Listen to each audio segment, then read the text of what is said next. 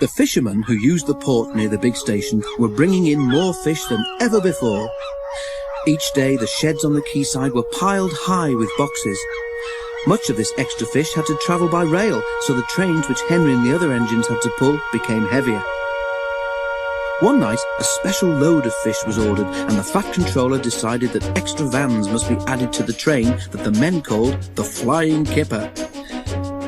The only spare vans that they could find were old ones that had been standing unused on a siding for some time.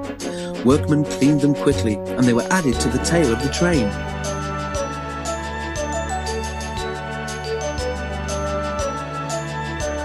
Henry grumbled dreadfully about it, but there was nothing to be done.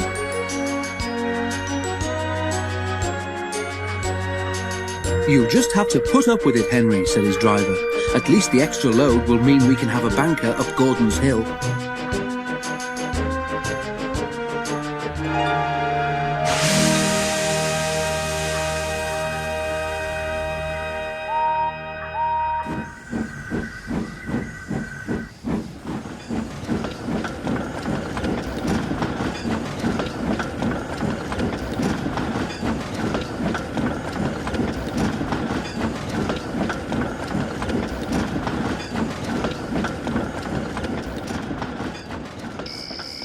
Duck often waited at Edward Station so that he could help heavy trains by pushing behind.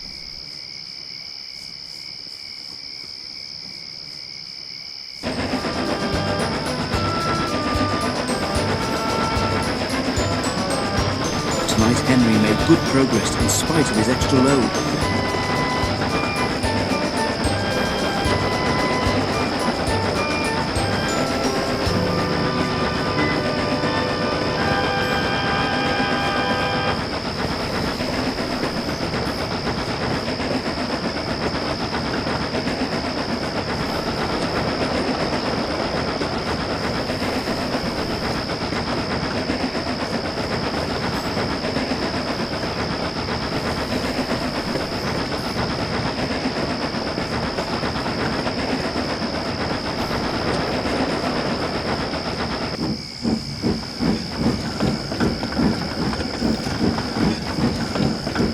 When they reached Edward Station, his driver stopped the train beyond the platform.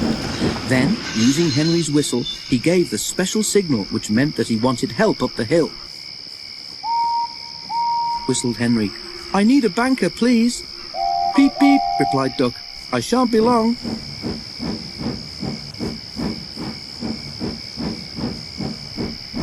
Duck buffered gently up to Henry's train. He was not coupled on so that Henry could run on without stopping when they reached the top. "Ready!" Duck whistled.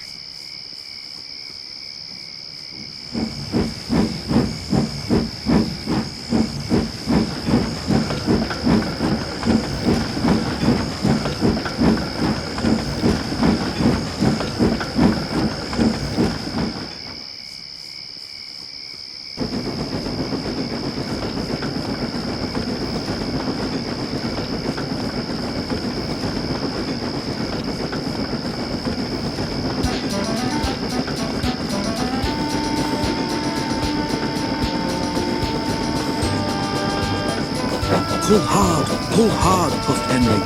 We're doing it, replied Duck. Henry was pulling harder than he thought. It was a dark night, and Duck felt the weight of his buffers slacken. Because of the dark, he could not see that Henry had taken the train on his own, and was slowly drawing ahead. All trains carry a red lamp on the final vehicle to show that the train is complete.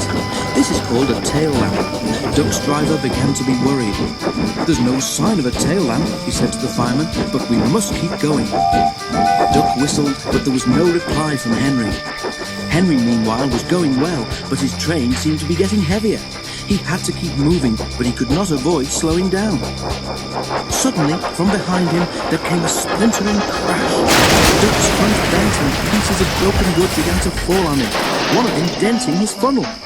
He stopped quickly, and Henry, feeling the jolt, stopped too, just beyond the top of the hill.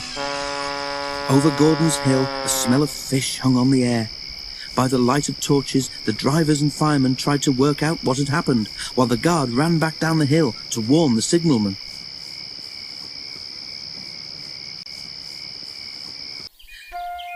When daylight came, it was all too obvious. The lamp iron on the old van, which should have held the tail lamp, had broken, and the lamp had fallen off at the bottom of the hill. "Not your fault, Duck," said the vat controller. "That lamp iron should have been checked. Don't worry, we'll soon have your funnel and front straightened out." "Thank you, sir," said Duck sadly. "Thomas told me once to be careful about fish. He was right, sir, wasn't he?"